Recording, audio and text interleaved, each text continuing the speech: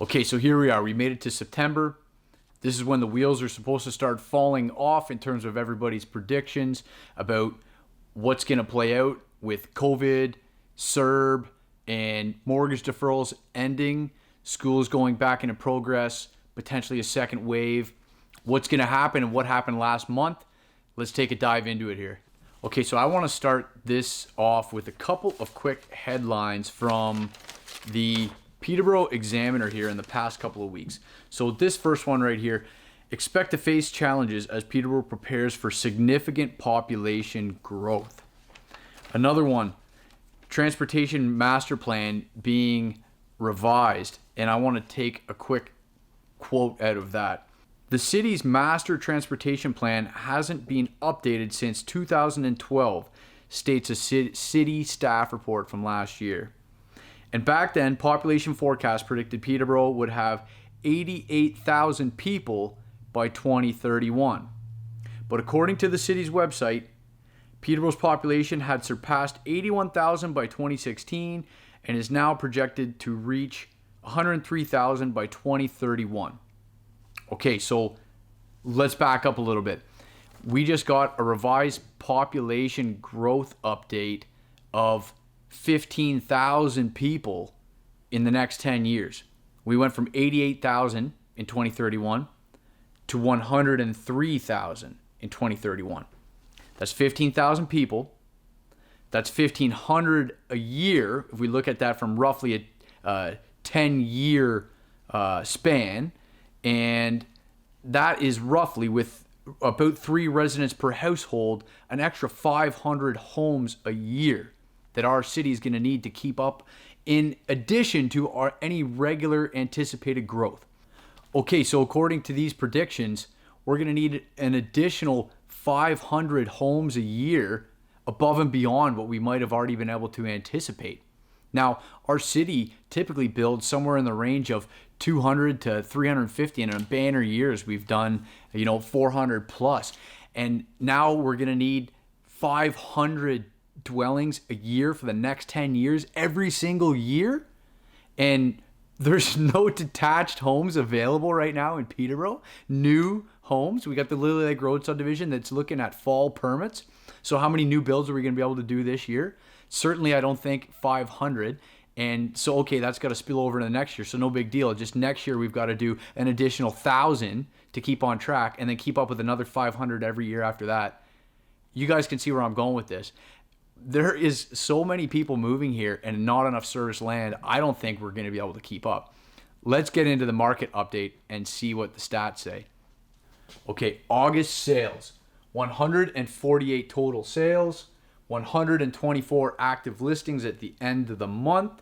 We divide those numbers into each other. We get a months of inventory of 0.9 months.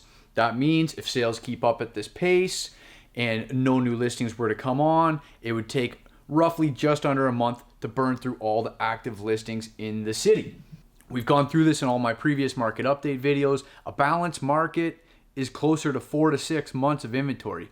We're way below balanced. This is a crazy seller's market, and prices are going up quickly. We have bidding wars. We have multiple offers. So what happened with prices by the numbers? Average price in August was $482,000 and change. That's actually down from July's number of $500,000 and change. But what I want to look at is that that's up 7% year over year, because you might look at that and say, well, hey, aren't prices down 18 grand month over month? Of course, it matters what type of product sells in that 1 month snapshot. And I will tell you that absolutely prices are not going down. The price jump we see there, what I want to draw attention to is another metric that we've got under our new system, which I'm very thankful to have, and that's price per square foot. And what I want to tell you is that even though the average sales price was down from the month prior, it's still up 7% on the year, but the price per square foot is at a record high.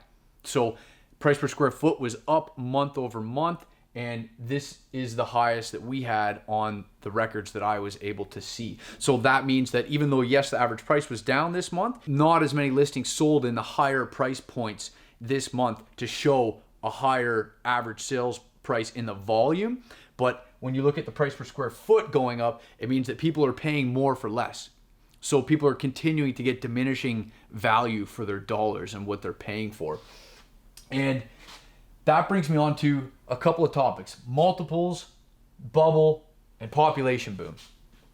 Consistently, when people start shopping in this market right now, if they're looking for anything under 600,000, they're blown away at how quick things are selling.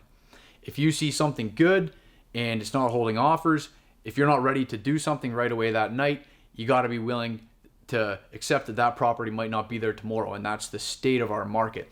If you see something listed for under 400,000 that you think is roughly on point with value, odds are you're going to be up against anywhere between 2 to 20 other offers, and it could be going anywhere from $10,000 to $50,000, $80,000 over asking, and that's how things are going. So of course prices are going up. Of course people are taking less value for what they're willing to pay in that kind of environment. And the only thing holding our sales numbers down from being even extremely higher is that for all these multiple offer situations, you're having 8 people who are willing to buy and only one of them got the house. So we have a ton of buyers on standby that are trying to get into the market and they can't. Now, everyone keeps asking, well, I don't want to buy high and have this all crash on me. What's going to happen here? Am I going to pay a record neighborhood price and then find out 6 months down the road I lost 30 grand in equity? And I've thought about this a lot. I've really been diving through all the ins and outs of this. And right now, my conclusion has been over the past few months that it's simply not going to happen. Even with all the external factors about CERB, the most overriding factor, the dominant factor here, is that there is an exodus from metro areas. This is happening across the world. It's happening in major American cities and it's happening in the GTA.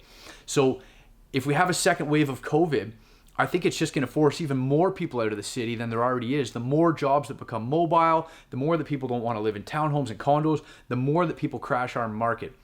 We don't have enough new homes coming on to service people. They're coming here in such large volumes that our inventory is totally getting eaten up, and I don't see this trend changing anytime soon. A lot of businesses that are giving people a temporary timeline are now lengthening them even further to an indefinite one at this point in time as to how long their job is going to be, that they no longer have to return to Toronto. Those people are coming here, and they're coming here in large numbers.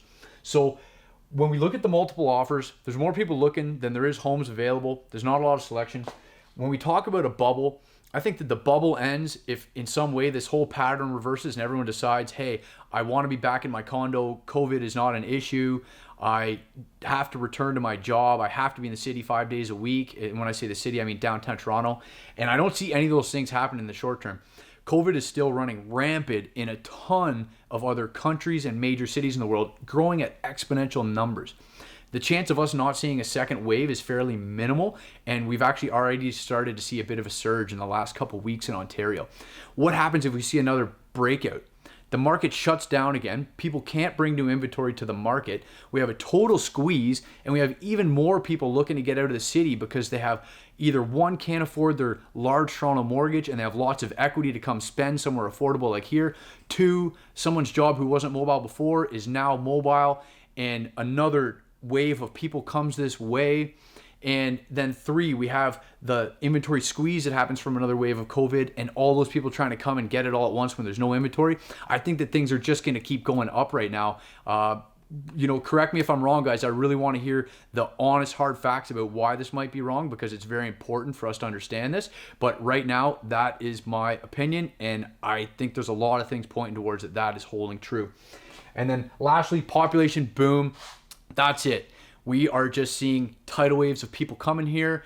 And even though our immigration as a country might take a slowdown over the next couple of years, if our borders continue having issues, in general, as a country and as a province, Ontario is bringing in way more new residents than they are building, and those people are scattering to try and find affordable housing, and our city is one of the best in terms of what it can offer people as a small city. So that's it, guys. Let me know your thoughts. Thanks for watching, and we'll catch up with you next month.